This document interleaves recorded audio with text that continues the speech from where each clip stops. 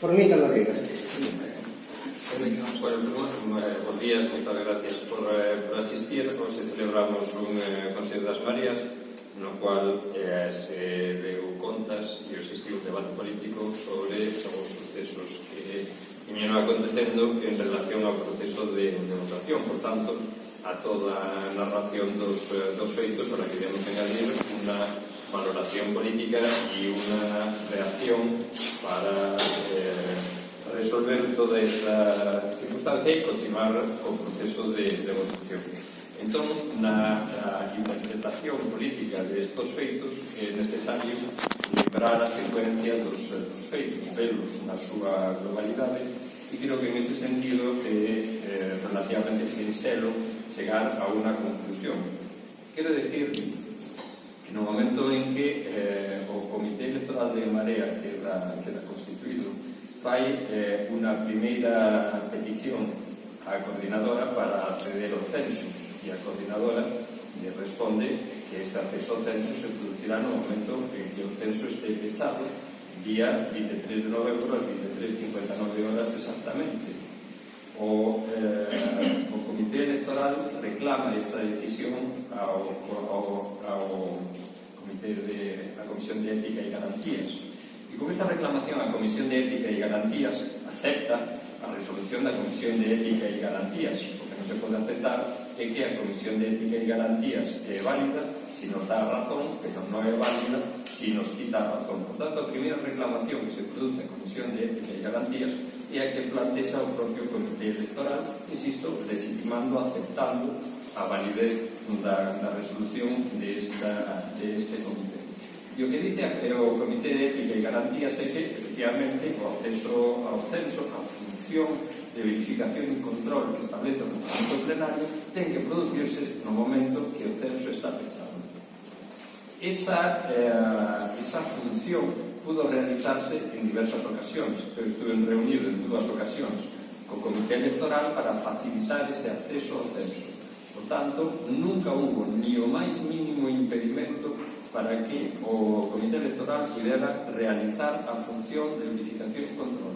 Por tanto, dentro do marco do reglamentado, dentro do marco da legalidade, o Comité Electoral sempre pudo defender as súas funcións. Sin embargo, se produce un acceso non autorizado ao censo. Se produce un acceso ao censo pola porta de atrás. Cando existe a posibilidade de facelo con todas as garantías, con todas as condicións, con respeto á privacidade das persoas, con respeto aos procesos de marea, con respeto aos mandatos, con respeto aos procesos democráticos en definitiva. Entón, a pregunta política que xurde en este punto é ¿por qué? Cal é a razón de querer acceder ao censo pola porta de atrás cando podes facelo nas condicións establecidas pola porta de adiante? E non podemos desligar a interpretación desta pregunta do momento en que no Comité Electoral a mí me pide o Comité Electoral que lles dé acceso a dar altas, baixas e modificacións de fichas. En ningún proceso electoral se dan altas e baixas e se modifican fichas unha vez pechado o censo. Se pode corregir un error, isto é responsabilidade de cada censado, no noso caso de cada inscrito, pero non se modifican a posterioridade. A vontade de modificar,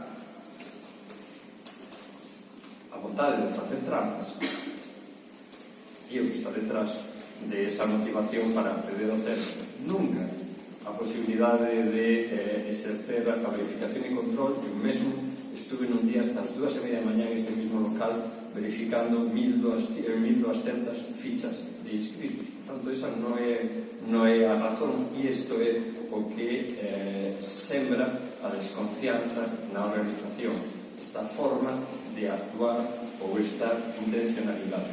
E, por tanto, é necesario adoptar medidas para corregir isto. Tamén é certo que estas medidas teñen un alcance maior, porque en este proceso de custodia do censo tamén foi necesario, se ben se produciu con engaño, tamén foi necesario que o técnico que realiza o mantenimento do buscando desfacilitar en contra das institucións que tiña o acceso ao censo como clave de administrador. E, por tanto, se produce unha ruptura da custodia dese censo que nos fai replantearnos cuáles son as ferramentas máis adecuadas para realizar un proceso de votación con garantías que permita que o resultado, sexa cal sexa, e non nos importa o resultado, sexa o resultado que exprese fora de toda dúbida a vontade dos inscritos. No momento que se producen este tipo de circunstancias, os órganos de Marea necesita evaluar, necesita informarse, necesita documentarse e necesita reflexionar. E o que non resulta aceptable é a fuxida para diante de determinados membros do Comité Electoral para encubrir as súas pegadas. Non se trata só de que se vulnerara o dereito dos inscritos, que é suficientemente grave a súa privacidade, sino que se tratou de adulterar un proceso electoral. Se tratou de adulterar un proceso electoral. E neste proceso é necesario reflexionar, verificar as probas e adoptar as medidas correctoras, non fuxir para diante e non seguir esta lógica da política nos tempos de Twitter, que todo é salir do paso con alguna frase ocurrente, desviar a atención a calquera outro lado e seguir correndo non se sabe moi ben a cada onde. A veces é necesario pararse, é necesario asentar os procesos sobre bases firmes e é necesario pensar cuál é o proxecto político que queremos desenvolver. E o proxecto político que queremos desenvolver é un proxecto político basado na ética e na honestidade. Unha ética e unha honestidade incuestionables que nos permitan exixir aos demais unha ética e unha honestidade no desenvolvemento das súas funcións políticas. E probablemente a fuga máis grave que existe na política española en este momento é a carencia de confianza e a carencia nas bases éticas firmes. Necesitamos desenvolver tamén un proxecto político que sexa de fomento da democracia, de facilitación de ferramentas democráticas, e estamos en condicións en este momento de avanzar en estas dúas líneas, de fomento da ética na política e de fomento da democracia no noso ámbito de participación.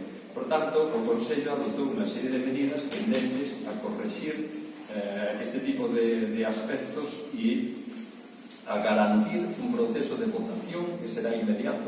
Nunca existiu ni a máis mínima intención de retrasar o proceso electoral, si de evitar que se poda facer aceptando que alguén adultere as reglas do xogo.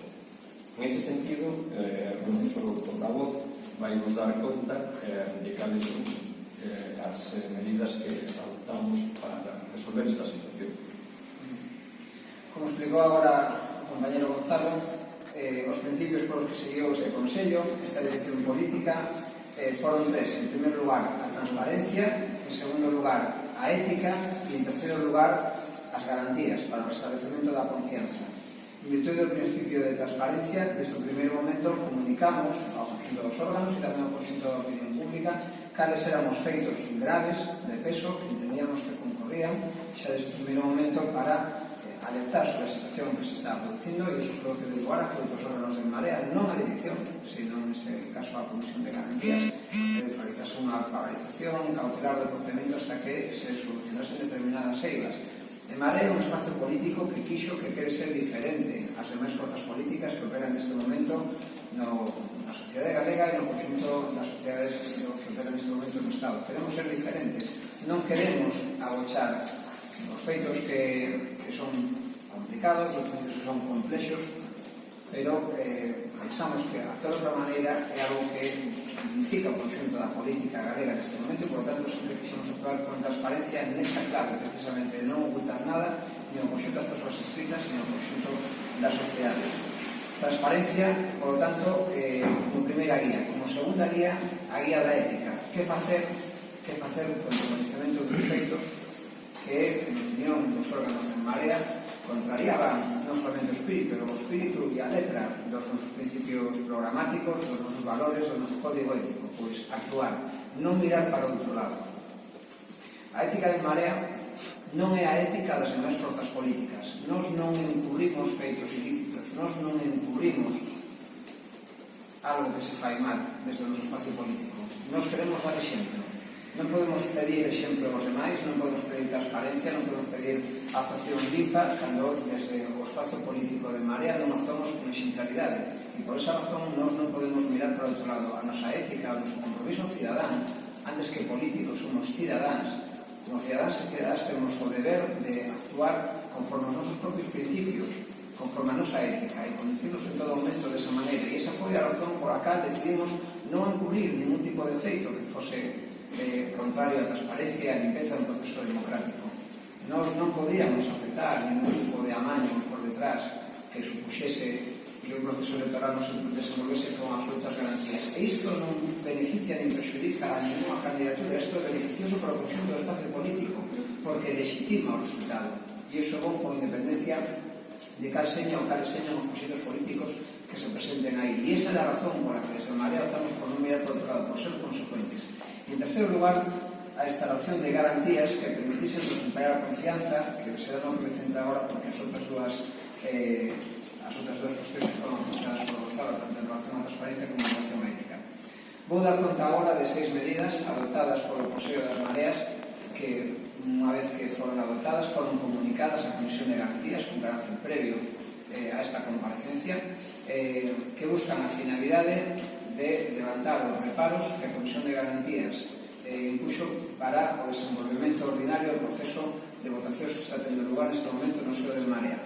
Buscamos desta maneira, por lo tanto, rematar con aqueles impedimentos que, ocasionados por aqueles que fixeron o que non debían, como explicou agora mesmo Gonzalo Rodríguez, impediron o desenvolvemento normal do proceso. As medidas propostas son as seguintes 6. En primer lugar, o cambio de empresa xestora do ficheiro informático que contén o censo de Marea. En segundo lugar, o cambio de empresa xestora das votacións.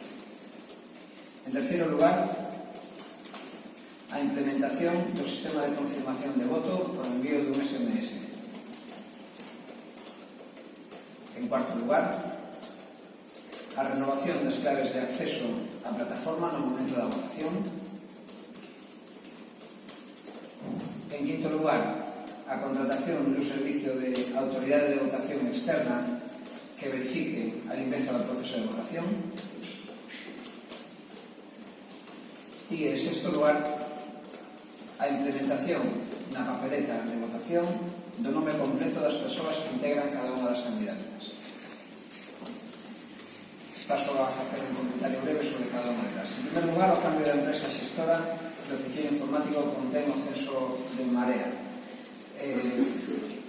Dentro do relato de feitos probados que quedou constatado como consecuencia das auditorías practicadas, quedou evidenciada que a persoa informática contratada para xestionar o ficheiro que contiña o conxunto dos datos dos inscritos en Marea cedeu de forma indebida as claves a unhas persoas que non estaban autorizadas nin regulamentariamente como consecuencia do que establecen os estatutos de Marea, nin legalmente como establece a Lei Orgánica de Protección de Datos.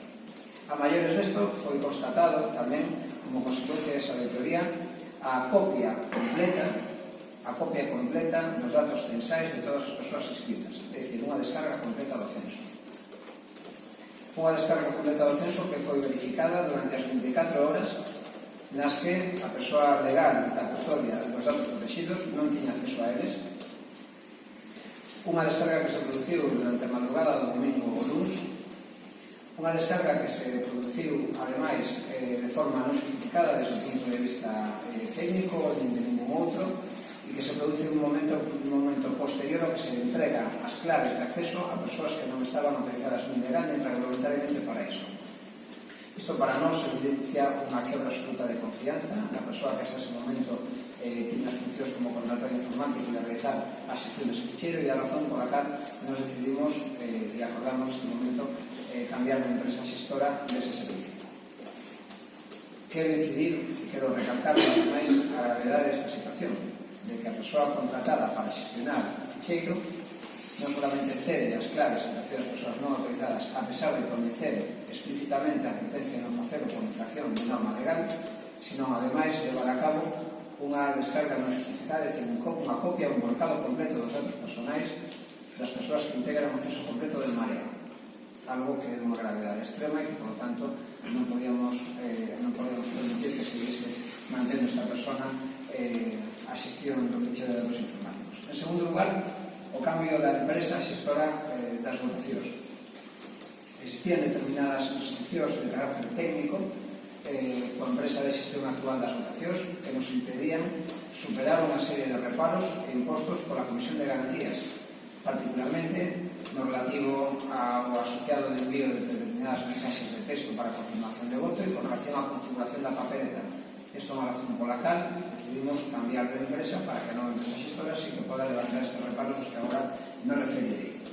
En terceiro lugar, a implementación do sistema de confirmación de voto por envío de SMS, un doble sistema de garantía tanto para a xeración dunha nova clave no momento de votación como unha clave posterior de confirmación de voto, de tal maneira que se fai prácticamente imposible calquera intento de suplantación de identidade no momento da votación ou de repetición do proceso de votación con posterioridade ao momento no que se produce.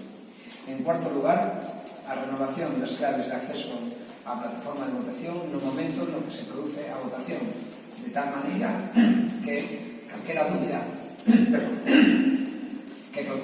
que pudiese haber neste momento sobre se foron obtidas ilícitamente as claves que as persoas teñen como inscritas no censo de Marea é despexado desde o momento en que existe a obligación de renovar a clave antes de votar, de tal maneira que non pode haber ningún tipo de suplantación de identidade como consecuencia do cambio de claves.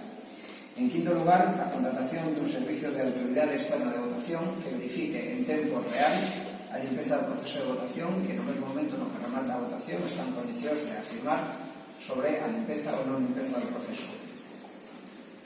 E en sexto lugar, a implementación na papeleta de votación do nome completo das persoas que integran cada candidatura.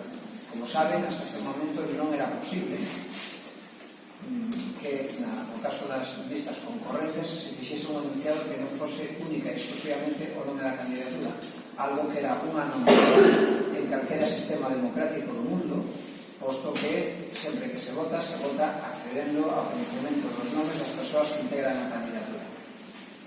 Que a reforma proposta na propia empresa de votación temos a capacidade de poñer os nomes completos das persoas as que se vai confiar o voto de tal maneira que a votación será algo plenamente informada. Ben, con estas 6 medidas acordadas por parte do Consello das Mareas puxemos a disposición da Comisión de Garantías todos estes recursos para que a propia Comisión de Garantías, a vista destas modificacións, poda verificar se concorren ou non concorren xa elementos que permitan levar a cabo a continuidade do propio proceso electoral. Nos pensamos que con estas modificacións se poden superar parte dos reparos. Decimos parte dos reparos porque non está na mão desta dirección superar todos os reparos impostos pola Comisión de Garantías ao momento das votacións. Quero reseñar neste sentido o funcionamento normal da organicidade de Marea.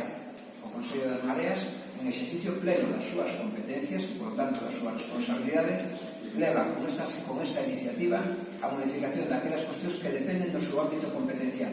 Como saben, hai outras cuestións que competen ao Comité Electoral e outras que competen á Comisión de Garantías. Nas que competen ao Comité Electoral, como é o caso da organización dos locais de votación, ou como é o caso da orde que teñen que emitir para que desde a dirección política se envíe información institucional sobre as candidaturas ou información institucional sobre os locais de votación, esta dirección non pode adoptar ningún acordo, solamente pode facelo se ordena o Comité Electoral. E esta é a razón pola cal nos pronunciamos sobre este aspecto e, por suposto, quedamos á disposición do Comité Electoral para que, nos momentos, se tenga ben, poda emitir ese tipo de disposicións. Tampouco nos corresponde a nós fixar unha data de votación. Eso lle corresponde única e exclusivamente ao Comité Electoral. Nos ponemos os medios técnicos para que o Comité Electoral poda de forma inmediata fixar unha data de votación. Algo que entendemos que se poda producir e solamente pode ser inmediato unha vez que a Comisión de Garantías levanta os reparos de suspensión, algo que tampouco depende desta dirección. Finalmente, tampouco depende desta dirección decidir se con estas medidas se levantan ou non se levantan os reparos. Iso le corresponde á Comisión de Garantías. Fago esta fincapé nesta distinción de funcións porque o espacio político de Marea ten unha organicidade que fai que con normalidade cada órgano poda tomar as decisións no ámbito que son propios e que, por tanto, ninguén se apropie de competencias que non lle corresponden. Esta é a razón pola que nos hoxe, resolvendo con iniciativa política sobre o ámbito da nosa competencia, nos poñemos a disposición tanto da Comisión de Garantías como do Comité Electoral para poder votar o antes posible. E esa é a vontade política e a vontade coa cual nos adoptamos estas decisións durante a mañá de hoxe. Quedamos a súa disposición para resolver aquelas preguntas que quixeran.